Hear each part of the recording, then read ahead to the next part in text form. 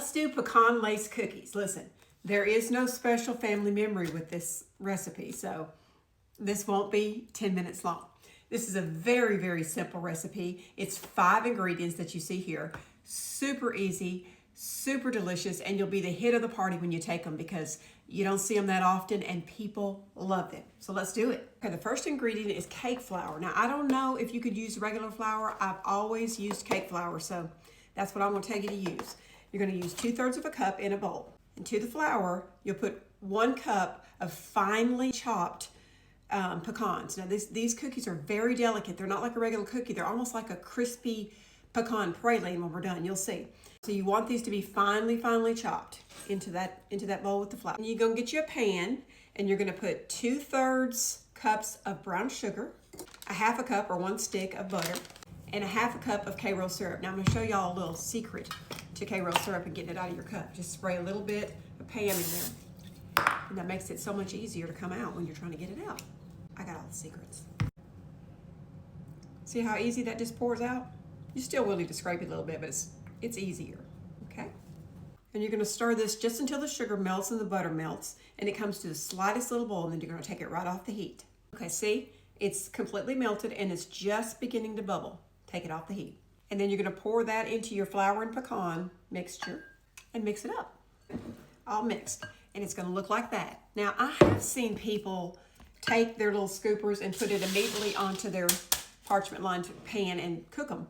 But I have always done it where I put this, now I'm gonna cover it with plastic wrap and put it in the refrigerator because this is pretty runny and I can't make these into perfect little round balls and make my perfectly round cookies if I do that. So I put this in the refrigerator for a couple of hours and let this become a dough, and I'll show you that.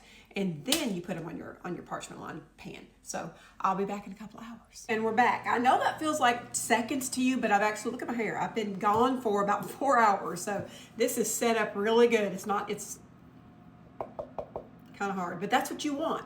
So I take these little melon, you don't have to have this. You can do it with a spoon or whatever. You need to keep this in the refrigerator for at least 2 hours. It doesn't have to be quite that hard, but it needs to be set up because if you don't, those cookies are gonna spread out and they won't do what you want them to do, which is be a perfect little round circle. They won't be perfect, but close to it. Okay, so you're gonna take a scoop. You really want these to be about the size of a nickel. I know that seems like, well, that's gonna make the smallest cookie, but it's not. And just make little balls, just like that. And you're only gonna be able to fit about 6 on your pan. That's the only thing annoying about these cookies because it takes forever. I mean, they only take like 10 minutes in the oven, but you depending on how big your oven is, it takes a while to make the batches because you can only do 6 at a time. So you make these about the size of a nickel, and I'll be back to show you when they come out. Okay, and we're out of the oven, and see, they won't be perfectly round. The pecans won't let that happen, but you can see how much they spread out. When I told you they're the size of a nickel, they're still going to spread out that big. So I already have a batch or 2 done. So what you need to do is get you a pretty little platter and get you a lace doily put on it. And then you just begin to put these on here. Look at these. Aren't those beautiful? Let me show y'all.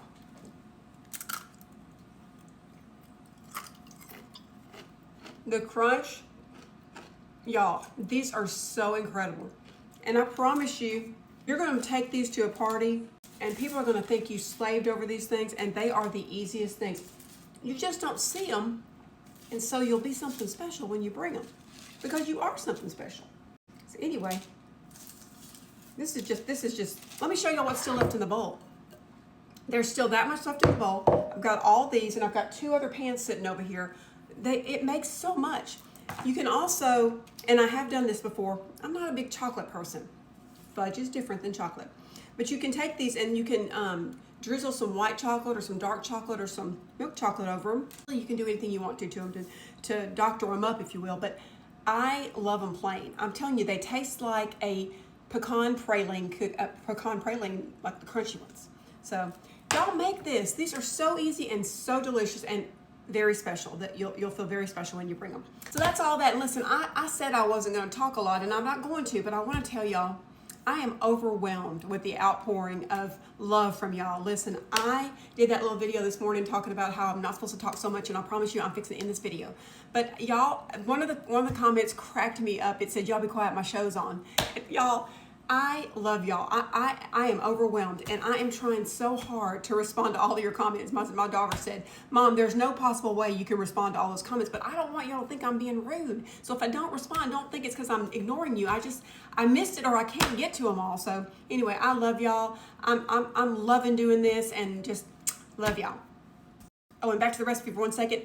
350, 10 minutes, the size of a nickel. Spread them about 2 inches apart. They won't be perfectly round, but they're still beautiful. You can do it.